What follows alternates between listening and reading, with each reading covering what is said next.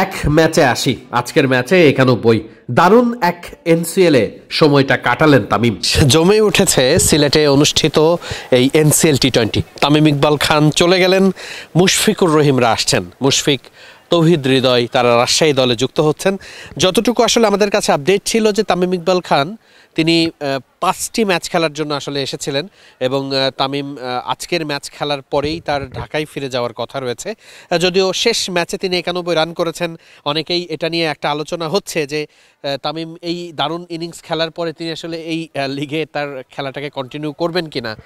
কিন্তু আসলে মূলত বিপিএল খেলার আগে একটা প্রস্তুতির প্রয়োজন ছিল, সেই প্রস্তুতির অংশ হিসাবে কিন্তু তামিম ইকবাল খান আসলে এই জায়গাটাতে ম্যাচ খেলেছেন এবং বেশ ভালো করেছেন। 80 রানের একটা ইনিংস খেলেছেন, তারপরে 91 আমরা আজকে দেখলাম।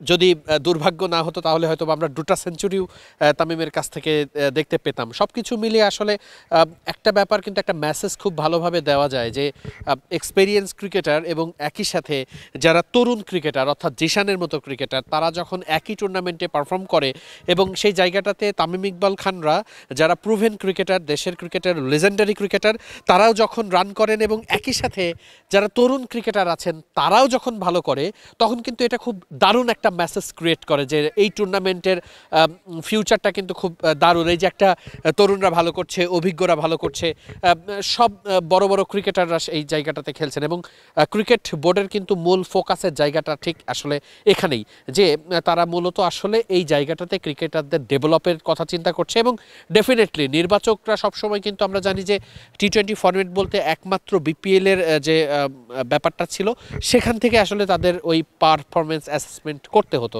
এর বাইরে কিন্তু আসলে ওই ওয়ানডে কিংবা অন্যান্য ওই ঢাকা প্রিমিয়ার লিগের ম্যাচ দেখে একজন ক্রিকেটারকে টি20 টুর্নামেন্টে তাদেরকে আসলে বা টি20 দলে নেওয়ার ক্ষেত্রে তাদেরকে সিলেক্ট করতে হতো। সেই জায়গাটাতে কিন্তু নিশ্চিত করেই এই টুর্নামেন্ট দারুণ একটা মঞ্চ হতে চলেছে বা এই টুর্নামেন্ট এখন পর্যন্ত সেই জায়গাটাতে সফলই বলবো যে ক্রিকেটাররা নিজেদের টি20-র অ্যাবিলিটি প্রকাশের জন্য তারা কিন্তু খুব দারুণ একটা মঞ্চ পাচ্ছে এবং যেটা শুরুতেই বলেছি আবারও বলতে চাই যে একই সাথে যেহেতু সুপারস্টার বা অভিজ্ঞ ক্রিকেটাররাও এখানে খেলছেন, তামিম ইকবাল, মুশফিকুর রহিম, মাহমুদুল্লাহ রিয়াদও আসছেন, তৌহিদ হৃদয়রা, এত বড় বড় ক্রিকেটাররা যখন খেলছেন, আবার একই সাথে যারা ভবিষ্যৎ দলে আসতে পারেন, শিবলি রয়েছে, আরিফুল রয়েছে, তারাও যখন আসলে এই জায়গাটাতে ভালো করতে পারে তখন খুব স্বাভাবিকভাবেই কিন্তু ওই অভিজ্ঞতা এবং তারুণ্য এই সব ক্রিকেটারদের মধ্যে ওই যে অ্যাসেসমেন্ট সেটার কিন্তু একটা সুযোগ থাকে যে কার মধ্যে ঠিক কতটা গ্যাপ রয়েছে, কে কতটা ভালো করতে পারেন এবং এই পুরো ব্যাপারটা